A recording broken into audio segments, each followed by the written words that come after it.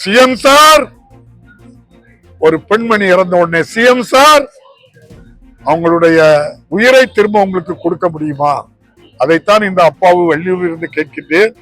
இப்போது இருக்கின்ற Vijay CM sir கோவையிலே 10 வயது சிறுமியை கடத்தி கொடூரமாக கற்பழித்து கொடூர தாக்குதல் நடத்தி கொலை செய்த அந்த குற்றவாளியை கண்டுபிடிப்பதற்கு காவல்துறை 3 நாட்கள் சுணக்கம் காட்டியது நம்முடைய மாண்புமிகு இன்றைய முதல்வர் அவர்களே, உங்களுக்கு தெரியுமா?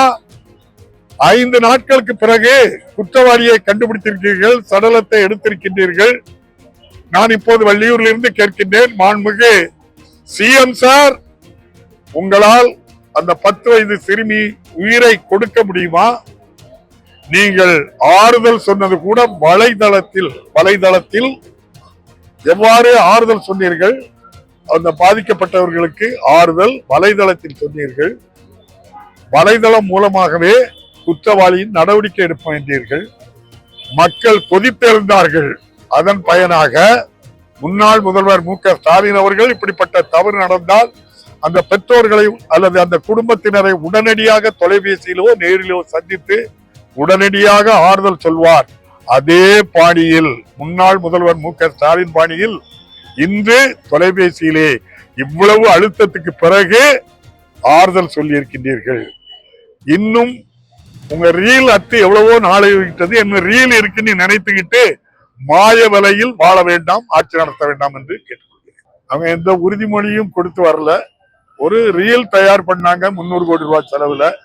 ரூட்டுங்கிற அமைப்பு மூலம் 1200 தொழில்நுட்ப வல்லுநர்களை வைத்து 200 துணை நடிகைகளை வைத்து தினம் உண்மைக்கு புறம்பான ரீல்ஸ்களை இன்ஸ்டாகிராம் மூலமும் தயார் செய்து அனைத்து கிட்டத்தட்ட 30,000 நம்முடைய வாட்ஸ்அப் உருவாக்கி, அதே போல 2 லட்சம் ஃபேக் ஐடியும் உருவாக்கி சிறு குழந்தைகள் பார்க்கின்ற அந்த கார்ட்டூன் படம் வரை முழுமையாக அவர்கள் மத்தியிலே உண்மைக்கு புறம்பான செய்தியை கொடுத்தார்கள். அந்த காலகட்டத்தில் எந்த அரசியல்வாதி யாரை சந்திச்சாலும் அவங்களுக்கு அந்த வாய்ப்பு இல்லைன்னா வேற யாரு பண்ணலாம், ஏடிஎம்கேயும் திமுகவும் சேர்ந்தா என்ன ஆகும், அப்படி ஒரு ஆட்சி அமைக்கலாமா, டிஸ்கஷன் எல்லாரும் பண்ணிட்டு இருந்தாங்க. எல்லா தலைவர்களும் ஒருவருக்கு ஒருவர் சேரும் போது இதைத்தான் டிஸ்கஷன் பண்ணி கொண்டே இருந்தார்கள்.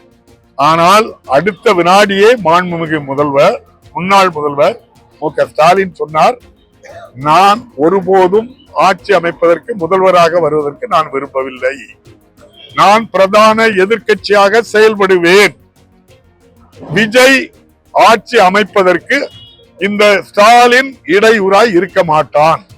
இது சொன்னது யாரு? நம்முடைய மாண்புமிகு முன்னாள் முதல்வர், இன்றைய திராவிட முன்னேற்ற கழக தலைவர். அப்போது அந்த டிஸ்கஷன் ஓடிக்கிட்டு இருக்கும் போது எல்லாரும் போய் ஒருத்தர் சந்திச்சு பேசினாங்க. இது முயற்சியா? பிரதான எதிர்க்கட்சியாட்டு இருக்கக்கூடிய மு.க.ஸ்டாலின் அவர்கள் என்ன சொல்றாங்க? நான் ஆட்சிக்கு வருவதற்கு விரும்பவில்லை, நான் பிரதான எதிர்க்கட்சியா செயல்படுவேன், விஜய் ஆட்சி அமைப்பதற்கு இடையூறு செய்ய மாட்டேன். இதுக்கப்புறம் உங்களுக்கு என்ன வந்துட்டு போற போக்கில் புழுதிவாரி வீசிட்டு போக கூடாது. எல்லாரையும் நான் அன்போடு கேட்டுக்கொள்கின்றேன். ஏதோ இந்த இயக்கம் வலுவான இயக்கம், எந்த கொம்பனாலும் அசைத்து கூட பார்க்க முடியாது. நிச்சயமாக மீண்டும் எழும். வருகின்ற நாடாளுமன்ற தேர்தல், உள்ளாட்சி தேர்தலிலே மிகப்பெரிய வெற்றியை நம்முடைய மாண்புமிகு முன்னாள் முதல்வர் மு.க.ஸ்டாலின் தலைமையில் இருக்கின்ற ஆட்சி நிச்சயமாக வெற்றிடும். அது எந்த சுணக்கமும் யாருக்கும் சந்தேகமும் தேவையில்லை. இந்த பொய் பிரச்சாரங்களை யாரோ ஒருவர் டிஸ்கஸ் பண்ணிட்டு இருந்ததை இல்ல அப்படி முயற்சி பண்ணாங்கன்னு சொல்வது நான் வன்மையாக கண்டிக்கின்றேன். அப்படிப்பட்ட எண்ணம் நம்முடைய முதல்வருக்கு இருந்தால், அம்மையார் ஜெயலலிதா இறந்தவுடன் பல பேர் வந்தார்கள். நான் நேர பேரை என்ன சொன்னா, நம்முடைய கலைச்செல்வன் கலைராஜன், விபி கலைராஜன், சென்னை தெற்கு மாவட்ட செயலாளராக இருந்தவர் என்கிட்ட தான் வந்து சொன்னாரு, நாங்க இவ்வளவு பேர் வாரோம், நான் கூப்பிடுதேன், உங்க தலைவர்கிட்ட சொல்லுங்க. நான் எங்க தலைவர்கிட்ட போய் பேசினேன், அடுத்த நாள் சொல்றேன். அடுத்த நாள் சொல்லி மக்களை சந்திக்காமல் குறுக்கு வழியில் இந்த மு.க.ஸ்டாலின் ஆட்சிக்கு வரமாட்டேன். 4.5 ஆண்டு கால ஆட்சி இருந்தது. நான் கூட சொன்னேன், நோ அப்பாவு மக்களை சந்தித்து தான் ஆட்சிக்கு வருவேன் என்று சொன்ன முன்னாள் முதல்வர் மு க ஸ்டாலின் ஒருபோதும் இந்த குறுக்கு வழியில் ஒருபோதும் ஆசைப்பட மாட்டார். மற்ற கட்சிகளுக்கு ஆசை இருக்கலாம், ஆனால் நம்முடைய மாண்புமிகு முதல்வர் ஒருபோதும் அதை அனுமதிக்க மாட்டார்.